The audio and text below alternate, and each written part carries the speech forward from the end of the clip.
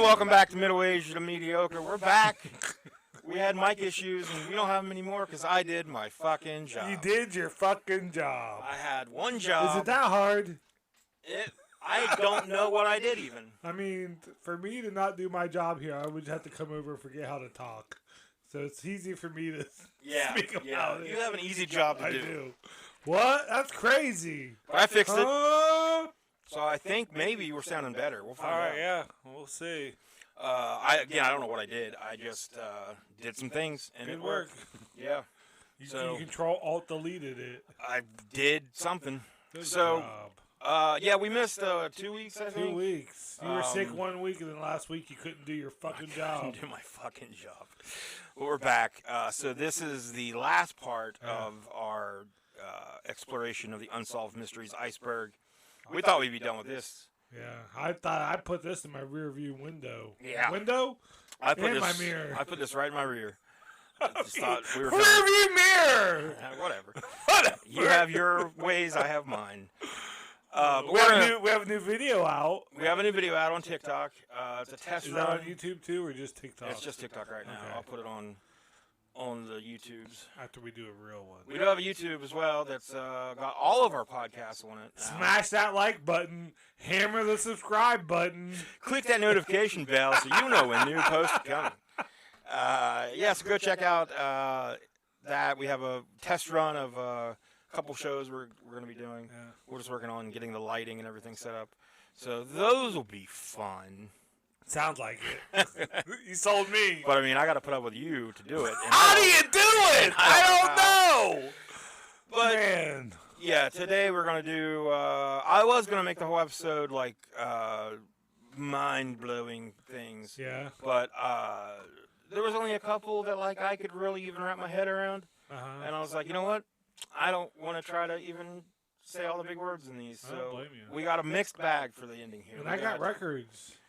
Yeah. World records. Yeah, world records. I've been listening to records. I have all the Guinness books on tape. And you had something pretty interesting to talk about last time when I couldn't do my fucking job right, so we didn't get to talk about it. I did? But you did a very interesting comedy show. show. Yeah. So adult toy bingo. Yeah, not the adult toys that we normally. No, not like our kind of adult toys. No.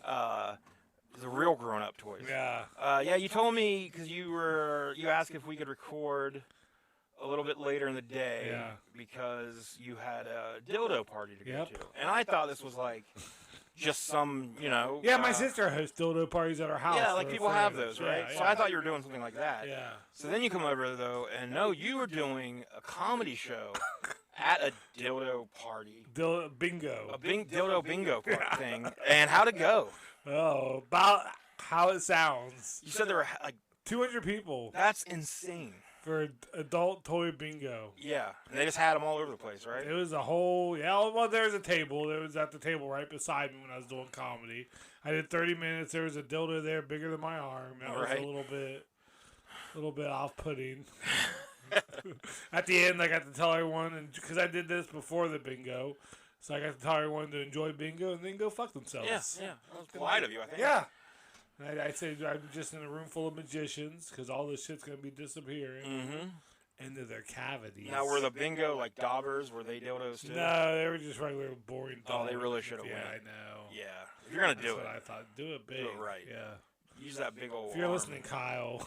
Use that big old arm dildo. Dip it in Yeah, another one the next day. And it didn't. I don't think it did quite as well as the 200, but I think it still was pretty packed. A lot of horny people that love bingo in this town. Yeah. So, all right, well, that's... I was born with sex toys. They're called my hands. Mm. I don't need... Well, you're not very adventurous or explorative. You keep trying. You keep keep trying. trying, and I'm just like, no. I keep pulling out my Twitch ass from under the bed, and you're like, no. What? Not this time. Maybe next time. Maybe. But, yeah, so that was... That's comedy. That's a definitely interesting video. Well, that's the last comedy set I ever do. I have nothing else booked moving forward. Well, maybe you need to start looking into adult bingo shows. Yeah. Like, hey, I'm the guy. I do it. So I've done Christmas parades now specialty. and adult toy bingo. Yeah. I don't know, man. You're exploring the comedy universe out there. Yeah. So, more power to you. Getting in it. Now, what about these world records you got? Yeah, well, I got the 2024 Guinness Book of Records. Those aren't even out yet. I don't even know how that's a thing, but that's what it was. I Yeah. went to the library, me and Lily. Okay. She got a video game, because you can get video games at the Oh, yeah, library. you can get everything. Yeah. Not adult toys. Well, not yet. Not yet. I mean, if you find where I left them, So, you can have them. so I leafed through the book and I found some records I think you and I could break. Okay. You want to get into those? Yeah. All right. The first one involves a hot dog. Okay. It's not eating we're hot in. dog because that's boring. Yeah. I mean, I could eat all the hot dogs in the world in a second, but this is the longest throw and catch of a hot dog into a bun. Now they call it a hot dog sausage, but I think it's just a hot dog. Right. You know.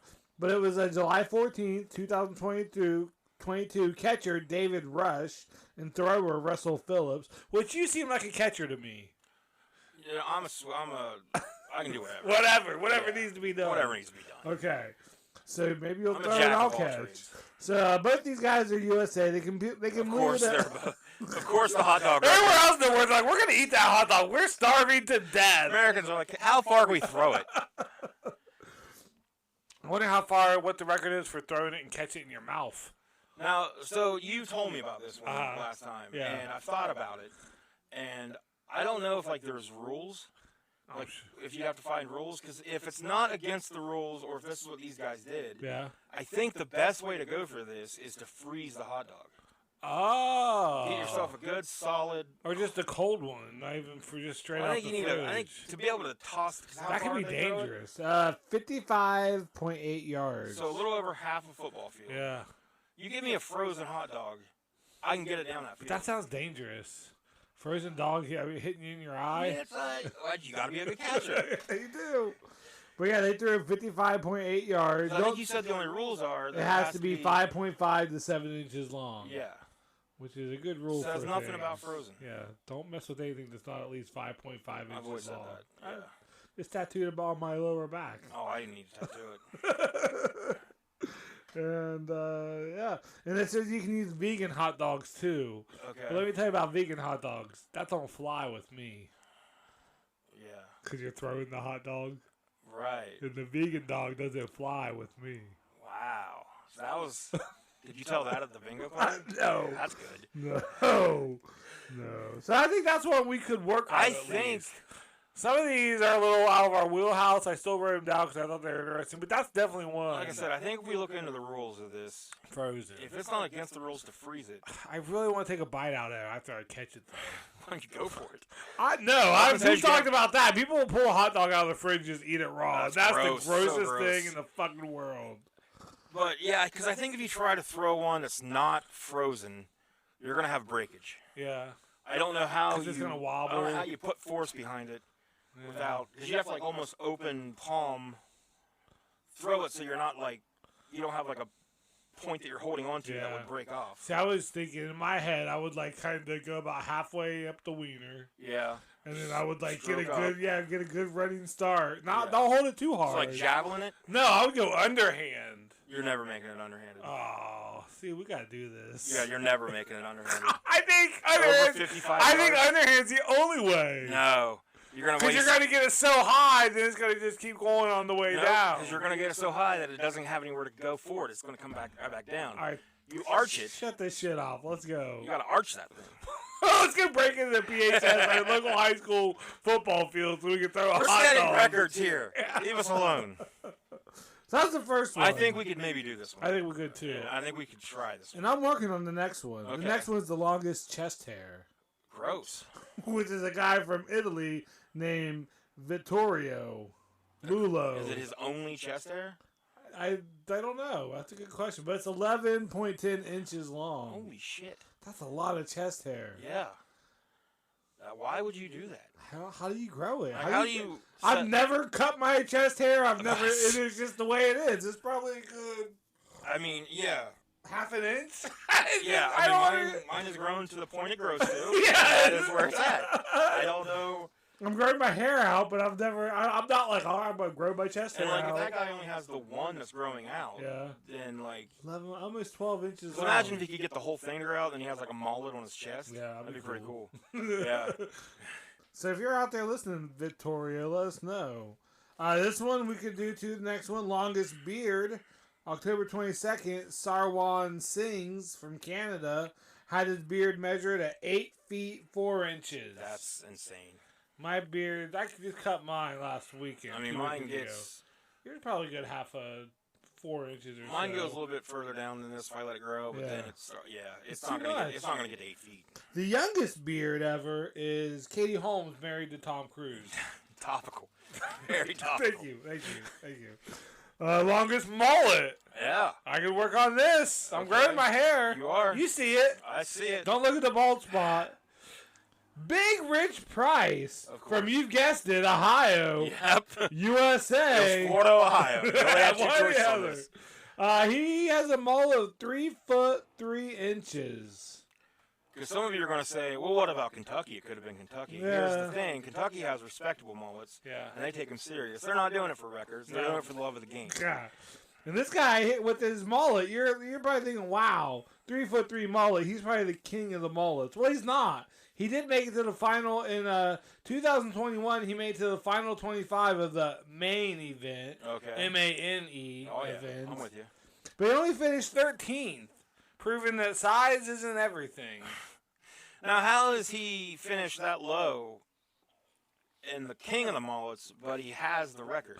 Because it's the longest, but what if he doesn't put any show and pop So the king of the mullet has to have a... it's probably like the volume. It's more like the wrestling of the mullet world. Sure. It's more like show. There's an entertainment value to it. Yeah. Okay. He probably just It's not a pure sport. He probably doesn't even wash his mullet. I don't know. Probably not.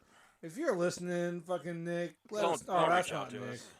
us. Big Rich Price, if you're listening. I'd rather you not reach out to us. Send me a picture.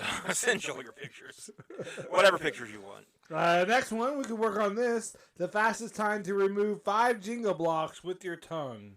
The record is 55.52 seconds by Nick Strollbarrel from USA. He set the record in London. Okay. Because that's the block licking capital. Yeah, it is. In February 20th, 2023. But Nick has a bit of an advantage.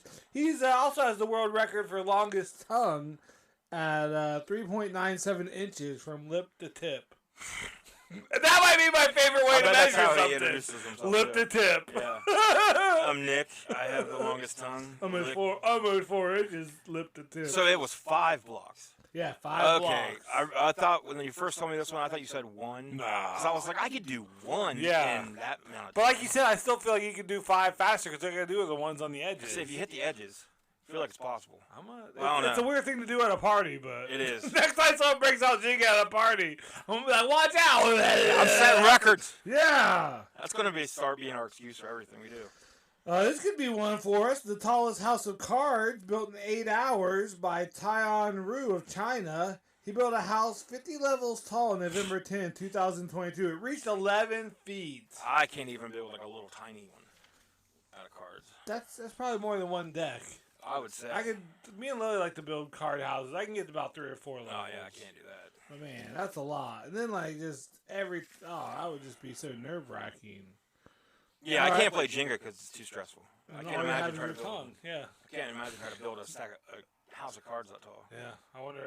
I'd like to see a picture of what that looked like. All right, next we're on to the most spins of a hula hoop on 1 foot while doing a headstand. That's so much 1 stuff. minute. I know. So many things happening.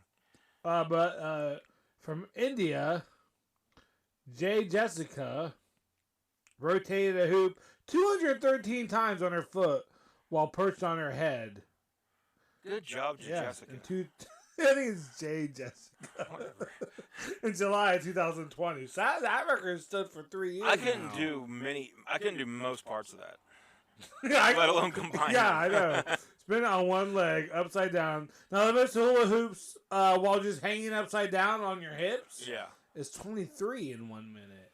Yeah, and even that seems. I guess it's 23 until it stops. Seems like it'd be so hard to get the motion going. She did it in Denver, of course. Of course. Well, it's a higher elevation, so. Oh, a little bit of cheating. Yeah, a little bit of performance-enhancing air up there. Have you ever solved the Rubik's Cube? Yeah. Have you? Yeah. I've never solved the Rubik's Cube.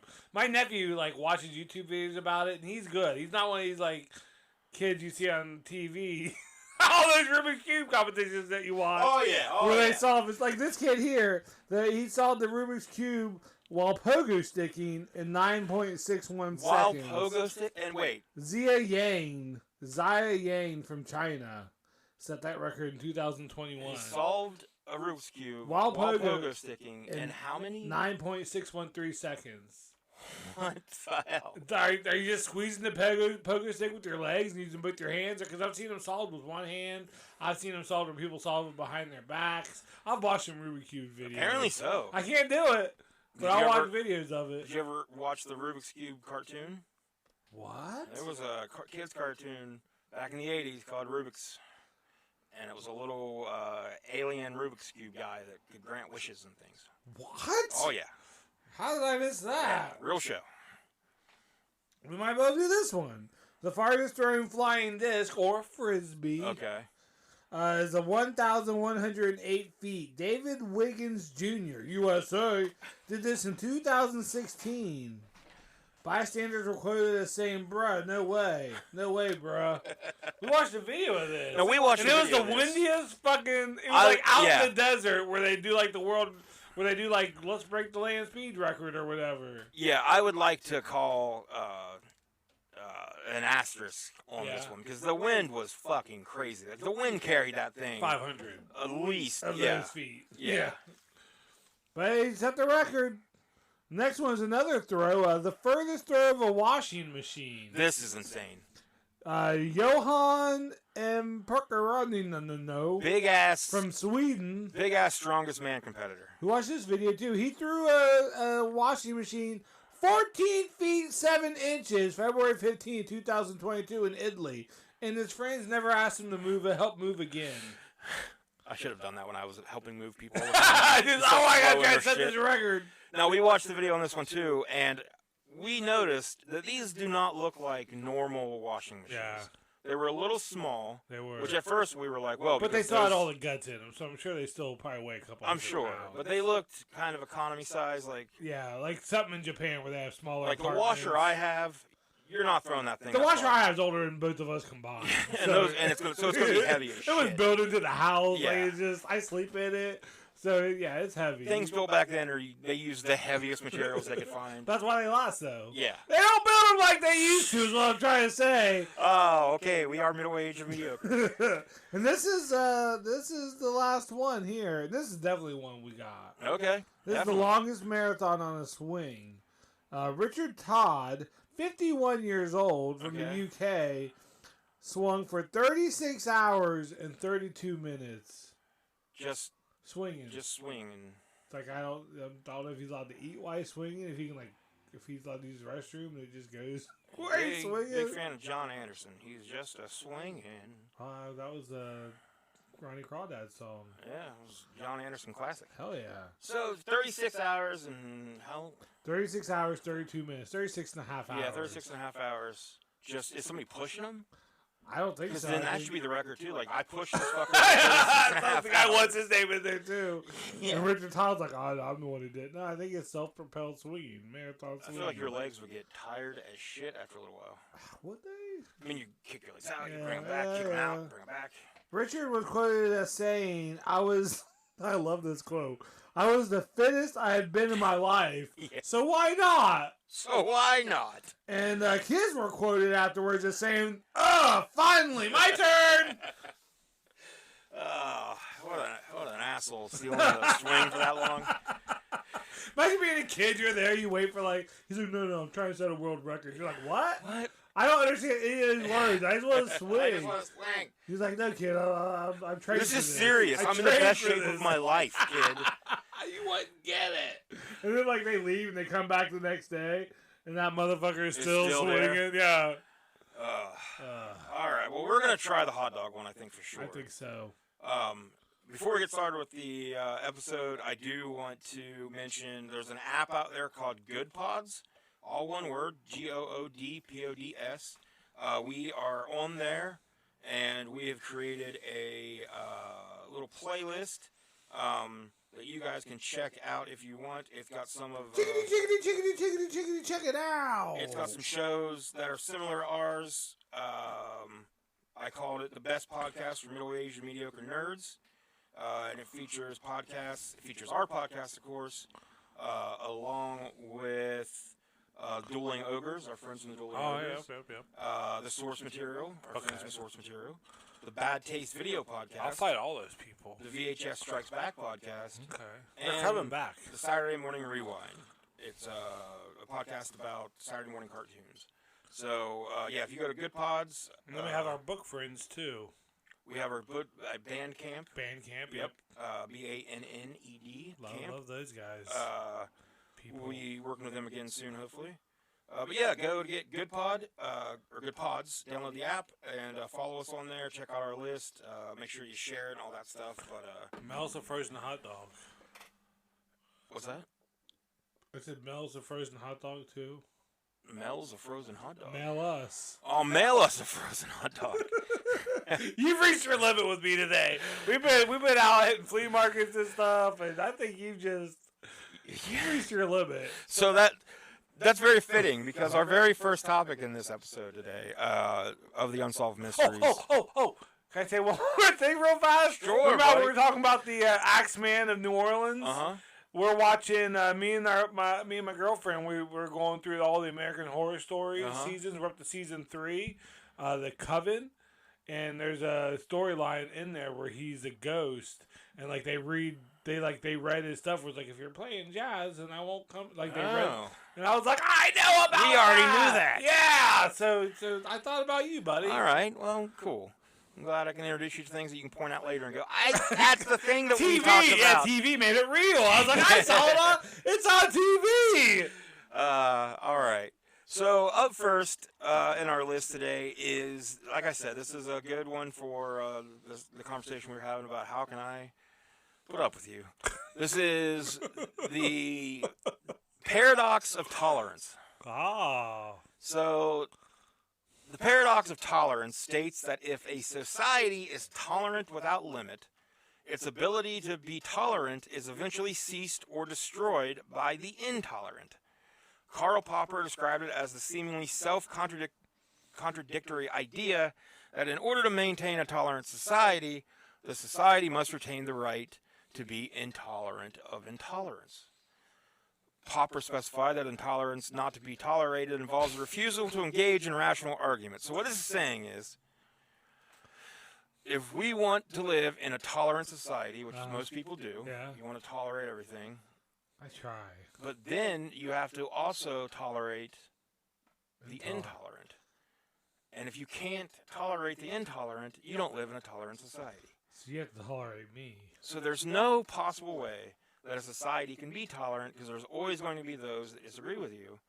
And you're going to either have to tolerate them and let them keep doing their thing, which is how we get Nazis and Donald Trump, or, so this is let me see, there's a pretty good part in here about a limited tolerance must lead to the disappearance of tolerance. If we extend unlimited tolerance even to those who are intolerant, if we are not prepared to defend a tolerant society against the onslaught of the intolerant, then the tolerant will be destroyed, and tolerance with them. I feel so high right now, and I'm not at all. I'm not at all, but this is what it was. Now I remember what getting high is like. So, like this. If you use the Nazis as the example here, everybody wants to, you always hear let's take America and the way it's right now. say something bad about him. Everybody has freedom of speech. Yeah. And you have to be tolerant. No more cancel culture. You need to tolerate everything. So, well, then if you just keep tolerating those that want to take away abortion rights and women's rights and minority voting, all that stuff, if you tolerate that, then it becomes the norm, and now you live in a shittier society because you tolerated that. Yeah, but tolerable. To stop the intolerant, you have to become yourself intolerant, and that's the paradox. We should have. I'll never sleep again. So just and then this is why I didn't do a lot of these, because I was like, there's a lot that I don't. There's only a couple I did here. So then the second one is the mind-body problem. And this one, the mind-body problem, is a philosophical problem concerning the relationship between thought and consciousness in the human mind and the body. So it's not obvious how the concept of the mind and the concept of the body relate. For example, feelings of sadness, which are mental events, cause people to cry, which is a physical state of the body. Finding a joke funny, a mental event, causes one to laugh, another bodily state. Feelings of pain are in the mind, cause avoidance behaviors in the body, and so on. Similarly, changing the chemistry of the body and the brain specifically via drugs such as antipsychotics, SSRIs, or alcohol can change one's state of mind in non-trivial ways. Alternatively, therapeutic interventions like cognitive behavioral therapy can change cognition in ways that have downstream effects on the bodily health. In general, the existence of these mind-body connections seem unproblematic. Issues arise, however, once one considers what exactly we should make of these relations from a metaphysical or scientific perspective. Such reflections quickly raise a number of questions like, are the mind and the body two distinct entities or one single entity? If the mind and body are two distinct entities, do the two of them casually interact?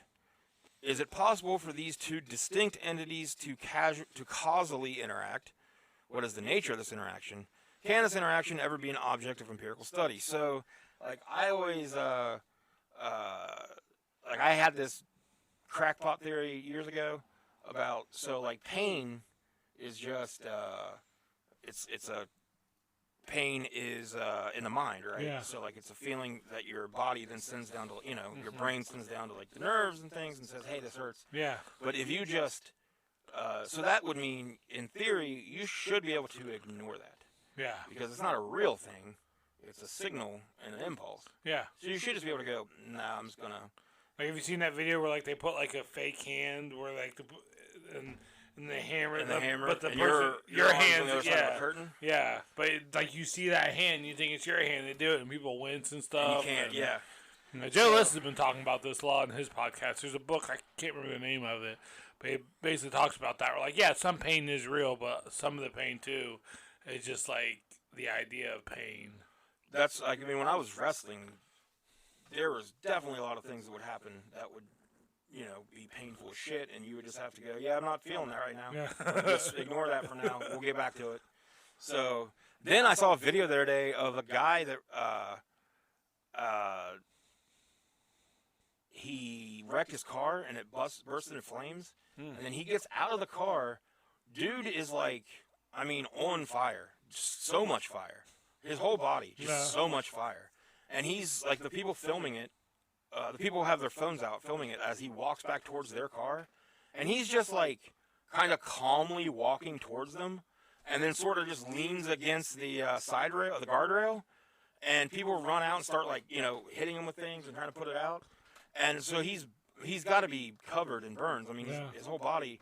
And he's just sort of chilling, waiting on the EMTs. And I'm just see, that guy is just nah, I ain't dealing with this pain. That's adrenaline, too, I think. Probably. But I would think fire would be a hard one to... Joe had another example on his. He mentioned on a couple podcasts. I think it's in the book. It was about a construction worker who stepped on a nail, and the nail came up through his boot. And he was just beside himself in pain, just screaming, yelling. This nail came up through his fucking foot. Yeah. And, they called an ambulance, got him to the hospital. They were finally able to, get the shoe cut off around or whatever. And the nail actually came up between his toes and didn't touch. But he was freaking out because... Because he saw it. And his brain was saying that nail just went through your foot, so his foot was in so much pain, and it was just all in his head because he just saw the nail coming up through his foot. He was, his brain was like sending the signals of like, hey, we got nailed through our foot, dummy. So he was just in all this pain, like writhing around and everything. And see, that's why I think I don't have that as much, because when I was a kid, I was running around out in the woods. And I stepped on a nail that was on a board, coming up through a board. Yeah. I stepped on a nail, middle of my foot. It went up through my foot. It didn't hurt.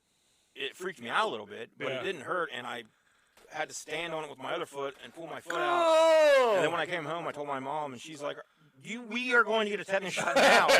But it didn't. I mean, it didn't hurt. My dad just told me a story about this. It was my friend, though, when I was growing up in South Carolina. He came home from work. And me and one of my friends from the neighborhood were like playing in the backyard, and he like saw my friend limping, and I don't remember this, but my dad remembers. He swears it happened.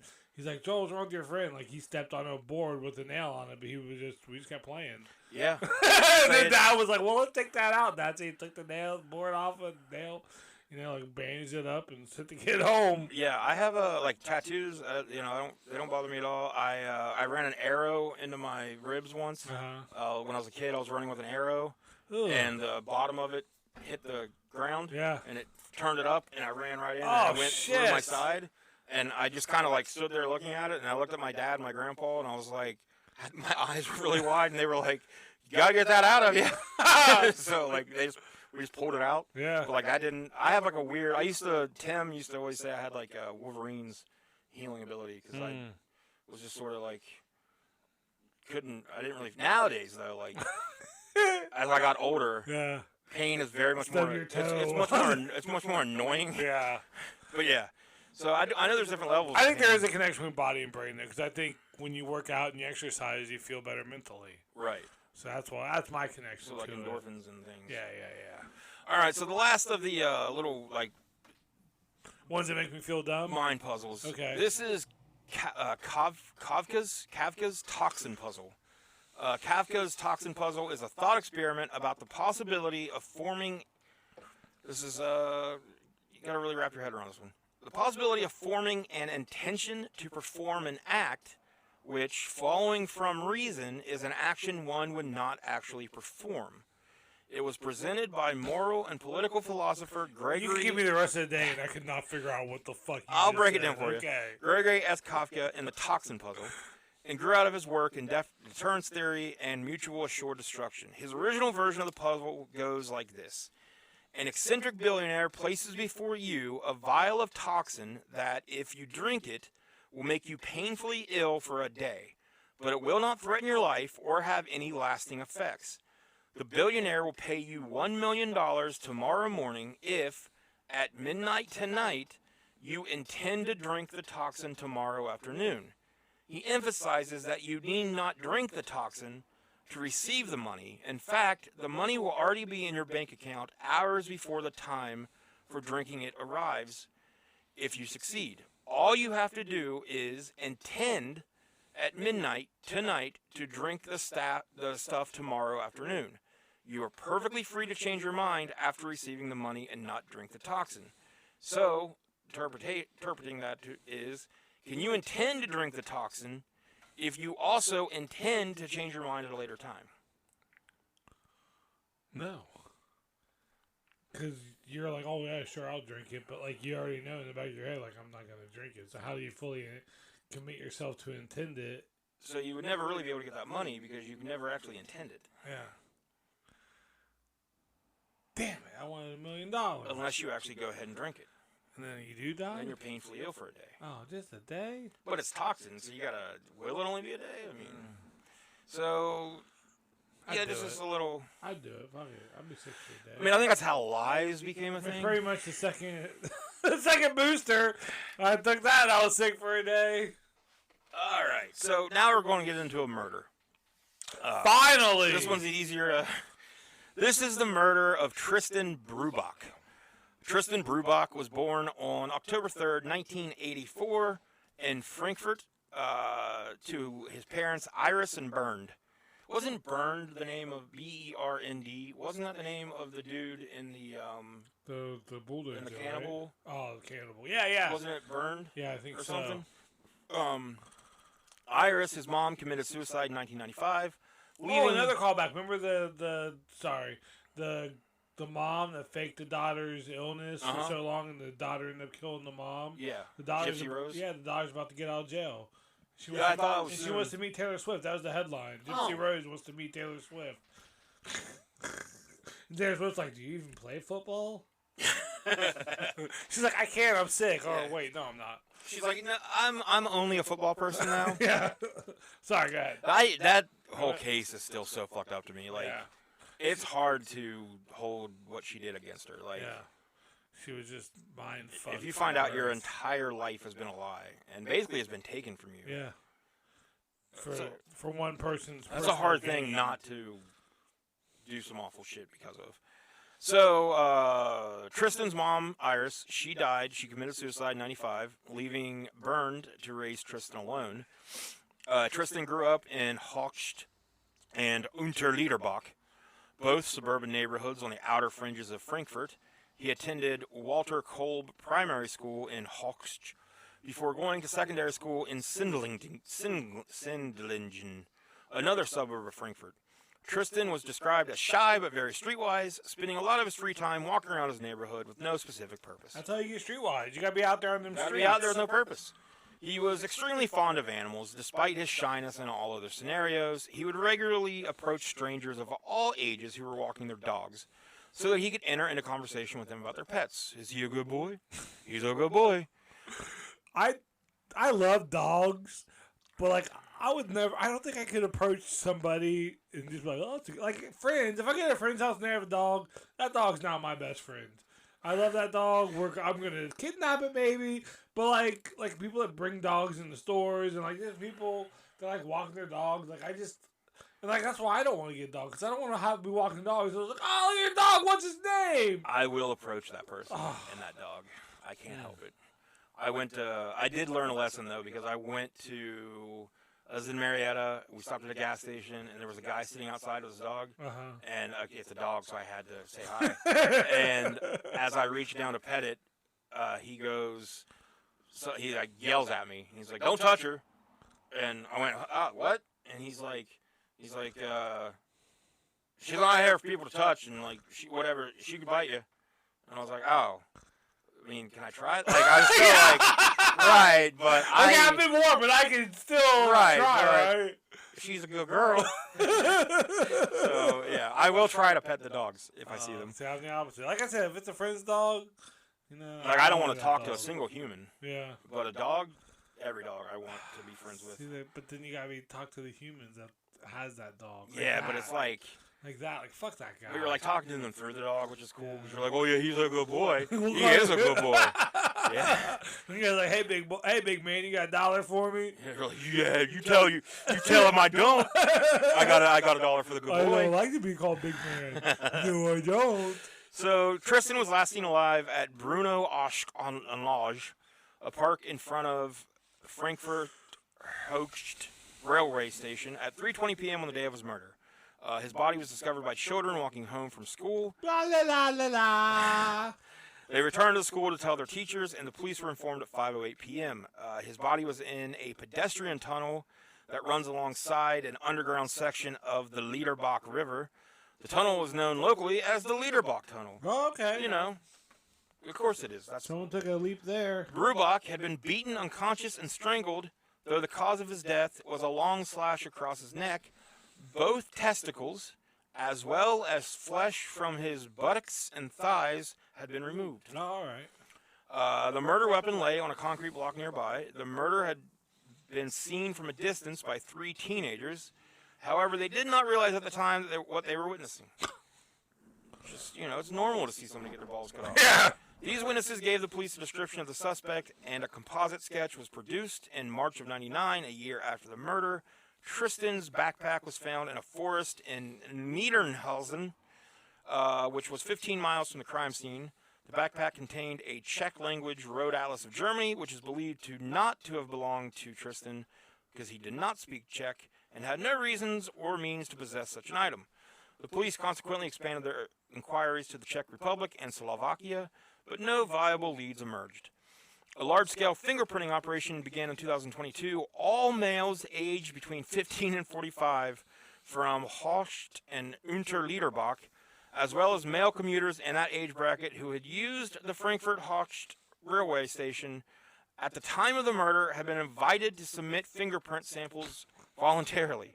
By 2014, 98.65% of 15 to 45-year-old males from Hocht and 92.95% of those from Unterliederbach had done so.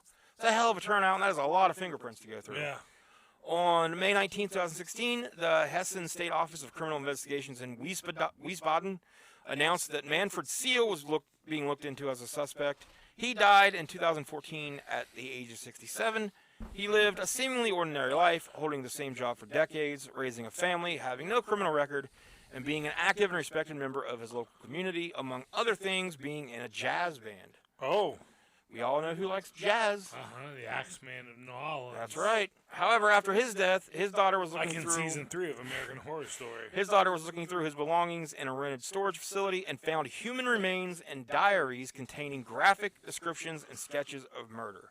The police are certain that Seal murdered at least 5 women, and perhaps as many as 9, primarily sex workers, drug addicts, and people suffering from mental illnesses between 1971 and 2004.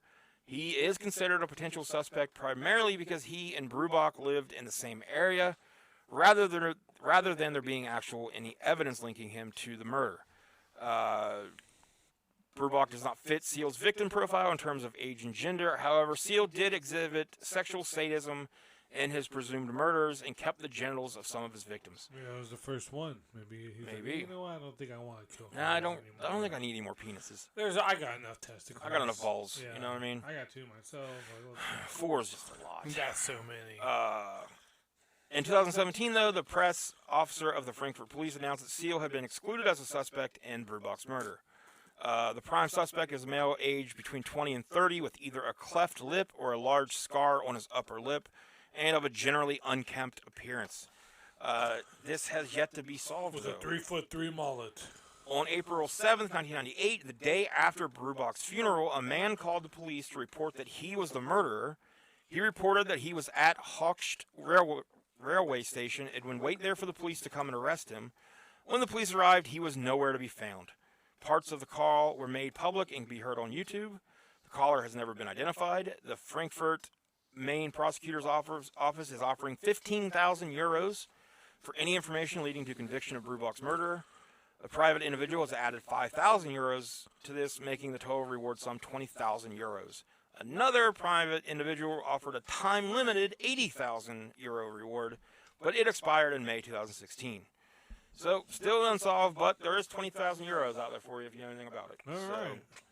If you know, do I have to get back the testicles to get that money? Or, I mean, would the person who killed them... You have to find the testicles, okay. Probably, yeah, to prove it. All right, up next is the tube sock killings, and we're not talking about what you do at night. What do I do at night? You kill tons of babies with your tube socks. In your tube socks. My sister called me. Yeah? She caught my nephew jerking off in the socks. Really? What a stupid name for a cat. Dun-dun.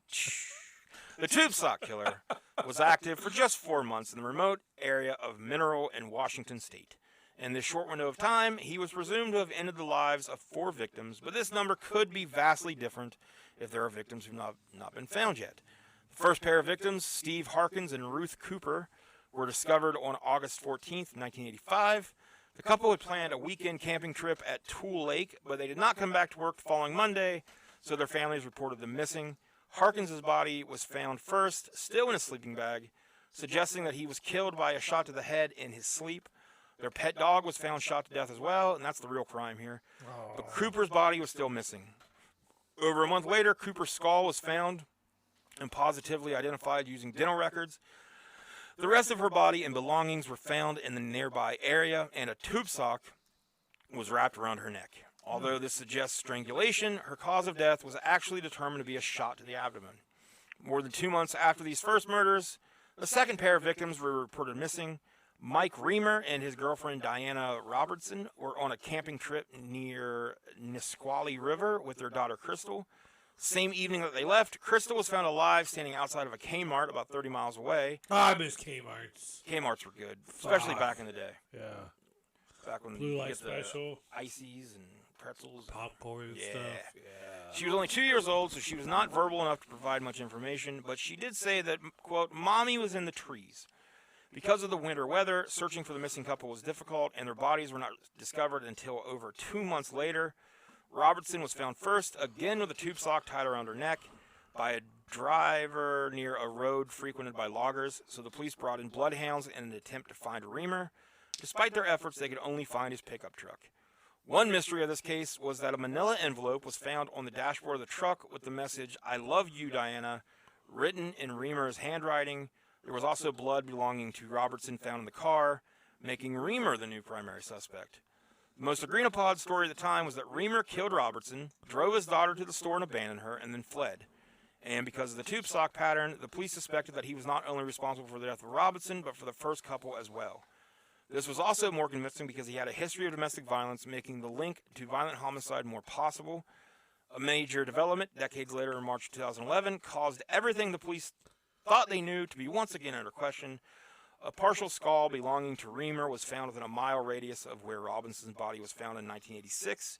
Because of the age of the skull, investigators are now under the impression that Reamer was another victim, but because only a small part of the remains were found, cause of death cannot be determined. After decades, even with the advancements that technology has made, investigators of the case ended up being left with more questions than answers. Given the uncertainty around these cases, the notion that the tube sock killer was active beyond these two incidents is not far-fetched. For all we know, there could be other undiscovered victims buried in the Washington campgrounds. So if you see somebody with a random tube sock, don't hang around. All right. I always run. Murder of Ebby Stepich. Ebby Jane Stepich was an 18-year-old high school student in Little Rock, Arkansas, who was completing her senior year at Little Rock Central High School. Go Little Rock!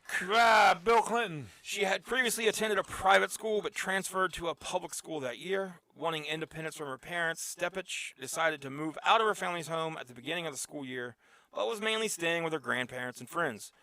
On October 21st, 2015, Ebby missed school. On Friday, October 23rd, she attended a party at some point during that evening. The following day, October 24th, 2015, she arrived at her mother's home and informed her stepfather that she had been gang raped by 4 individuals at the party and wanted to report the incident to authorities. She also alleged that the rape had been recorded on a cell phone. Later that evening, when her mother called, Lori Jernigan, and stepfather attempted to reach her by phone, they got no response. Her stepfather suspected she had gone to retrieve the video of her assault.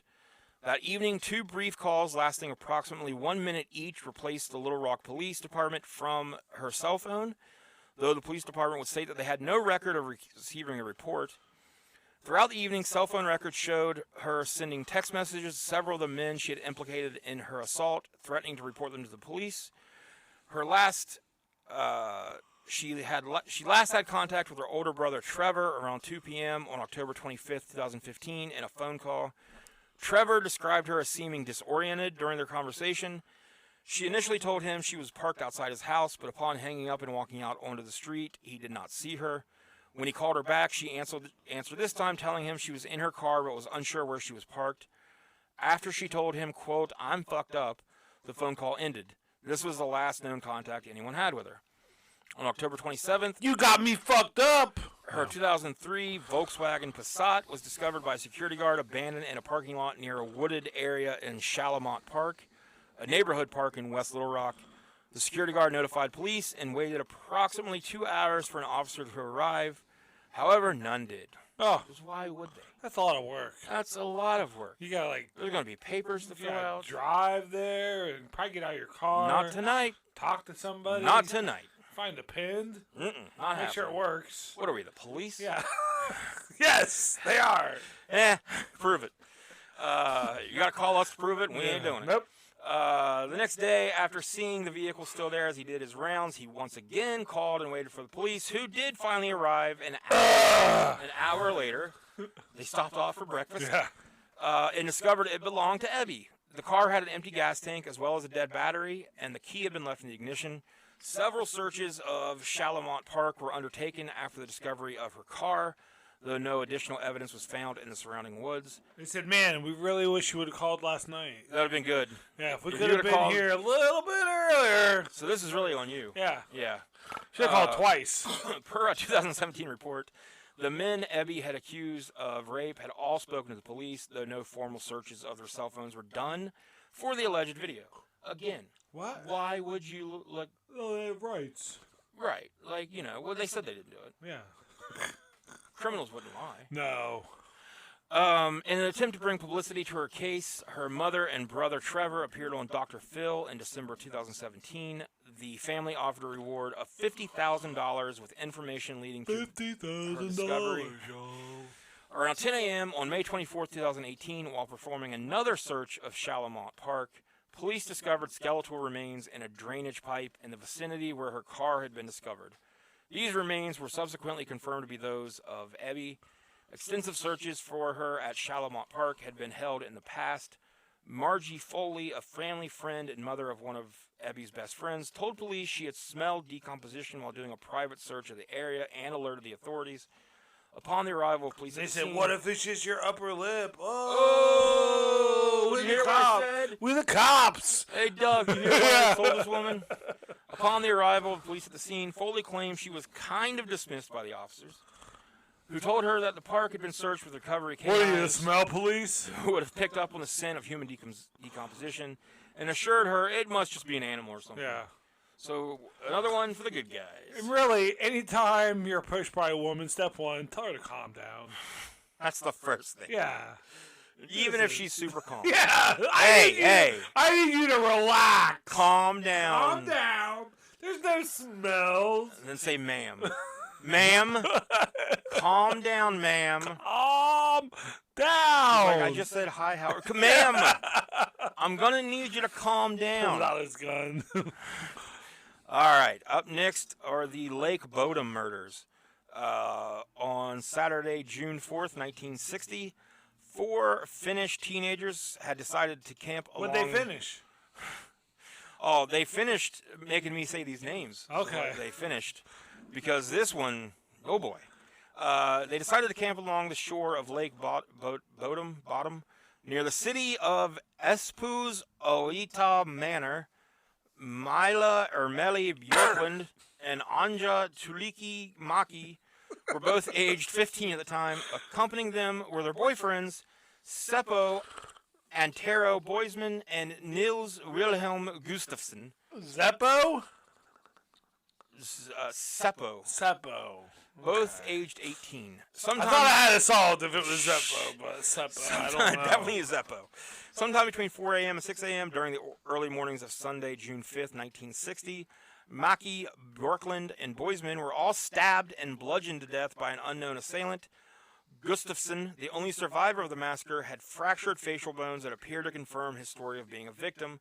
He stated afterwards that he had seen a glimpse of an attacker clothed in black with bright red eyes coming for them. At about 6 a.m., a group of boys birdwatching some distance away had reportedly seen the tent collapse and a blond man walking away from the site. The bodies of the victims were discovered at 11 a.m. by a carpenter named Esko Oiva Johansson. He alerted the police, who arrived on the scene at noon. It only took them an hour or two. The killer had not injured... They had to finish what they were doing.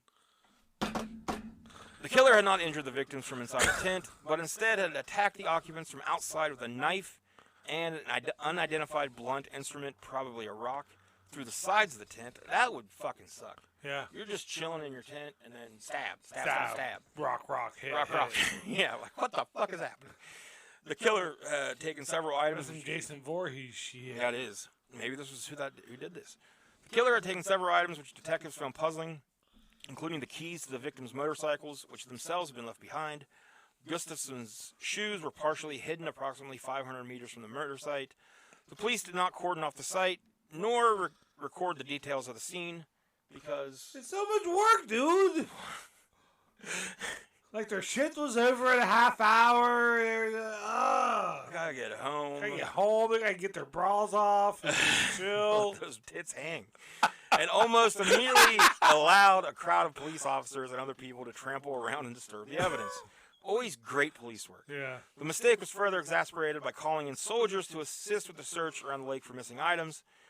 Bjorklund, Gustafsson's girlfriend, was found undressed from the waist down and was lying on top of the tent and had suffered the most injuries out of all the victims.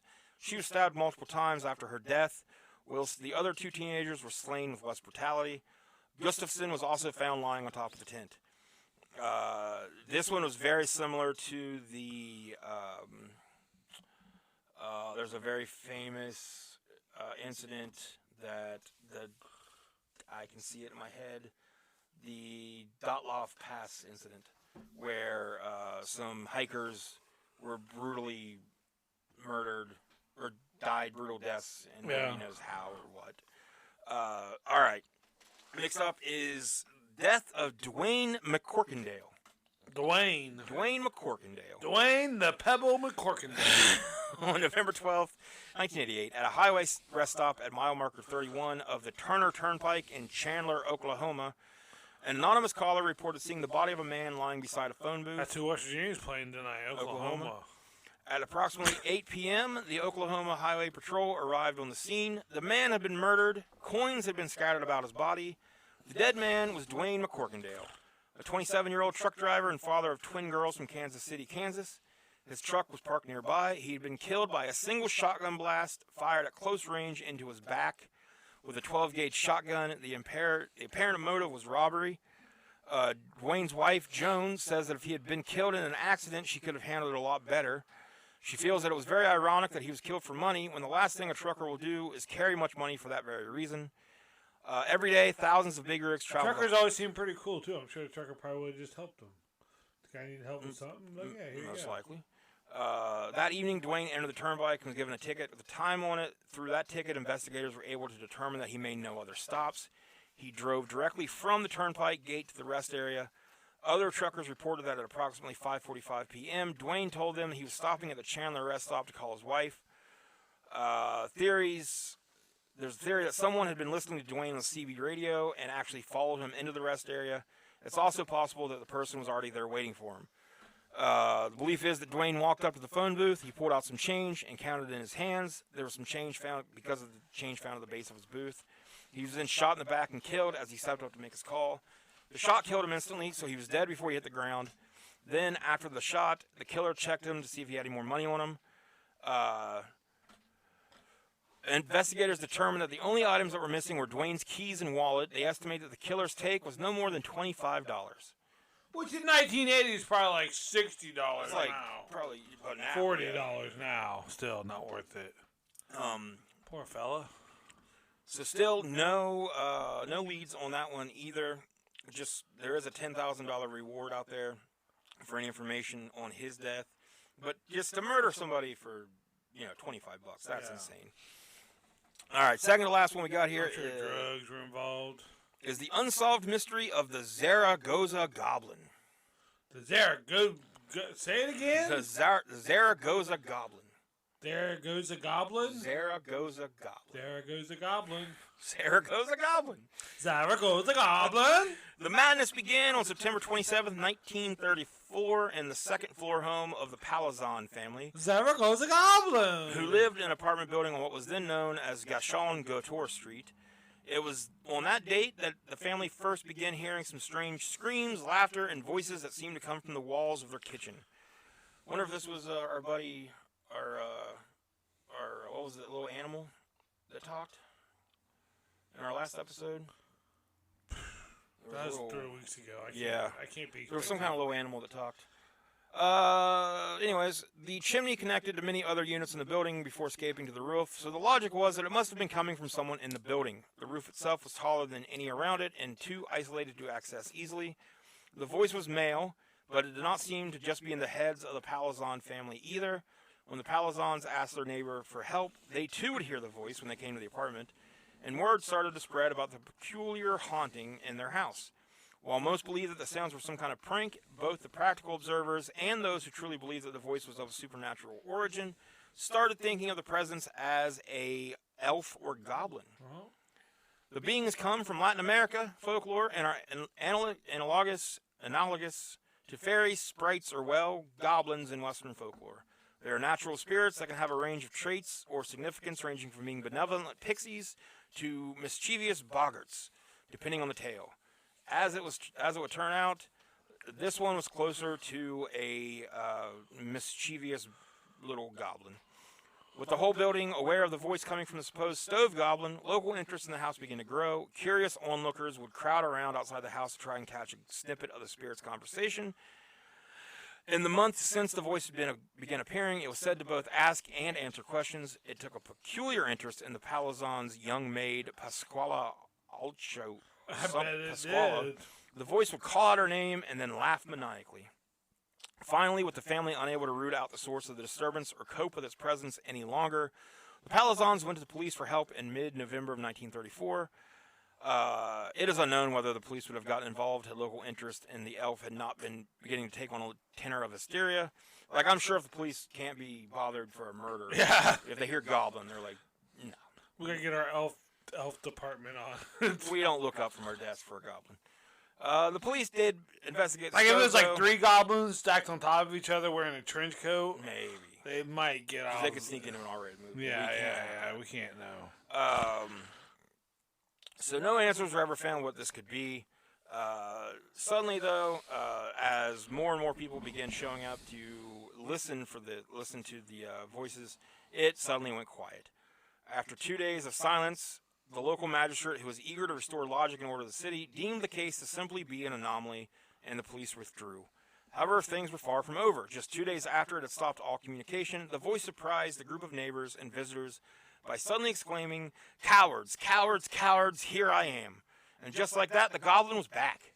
The police returned. Show yourself, goblin! You're going to call me a coward. Come on out, let me see your goblin ass. The police returned, but the Palazon family had had enough and moved away. The voice would taunt police, saying, "I am coming, I am coming." I don't know if it talked like that. Although it never appeared. Interest in the Zaragoza. I was like, "Oh God, I'm coming! I'm coming!" It was a little edger goblin.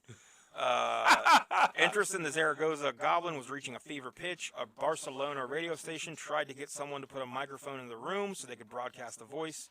And members of Scotland Yard were planning trips out to the apartment to try and solve the case. By November 30th, the governor of Zaragoza had had enough and called an end to all of the goblinoid silliness, asking the people to essentially settle down and help find out who the prankster was. Yeah, they're not going to tolerate this. On December 4th... If you tolerate the intolerable, then you get goblins. Tolerating tolerance to intolerable tolerance. Mm-hmm, exactly. And that's how we get eggnog. Yes, goblin semen is eggnog. Oh. The voice said that. Okay. On December 4th, the governor issued a statement that the perpetrator of the voice was none other than the young maid herself, Pasquala. Who he said had been performing the voice something he called unconscious ventriloquism. Understandably, Pasquala herself claimed to be completely unaware that she was a part throwing her voice while in some sort of fugue state. The official who had been presiding over the investigations claimed to have seen it himself, vaguely explaining that it was the result of a psychic phenomenon produced only in certain circumstances. So it sounds like that's probably not what was happening, and they were just like, no. It's this thing. Yeah. We're not going to explain it. She doesn't know. She doesn't remember. We're done talking about it. All right, and last. This was what this all was leading to. Okay. Of course it was. All right. What else could it possibly be? Do you have any guesses? Mothman. It does have man in it. You're pretty close. Okay. Number 50. Batman fights Dracula. What? Batman fights... Which Batman? Like Adam West? Adam West wouldn't have a chance against Dracula. I would like to think Michael Keaton could probably handle himself pretty well. George Clooney, get the fuck out of here. George Clooney. I think George Clooney is Dracula. So Batman Fights Dracula, or Dracula, is a 1967 Filipino superhero film directed by Leody M. Diaz. Is this going to be like the Popeye that has porn in it? It's kind of. Okay. And scripted by Bert Mendoza. The film, which is not authorized by DC, is thought to be lost. The story concerned the mad scientist named Dr. Zorba, who, after repeatedly being defeated by Batman, finds a way to resurrect Count Dracula, control him, and make him even stronger. rendering him invincible towards traditional ways of killing him.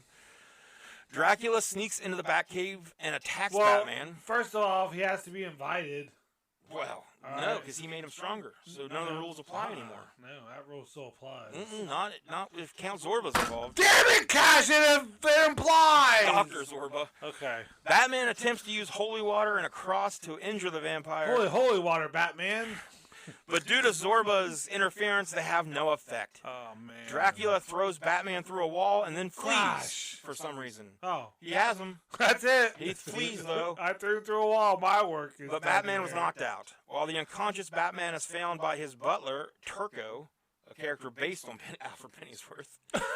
He tends to the crime fighter's wounds and then calls for Batman's girlfriend and sidekick to aid in tracking down his attacker.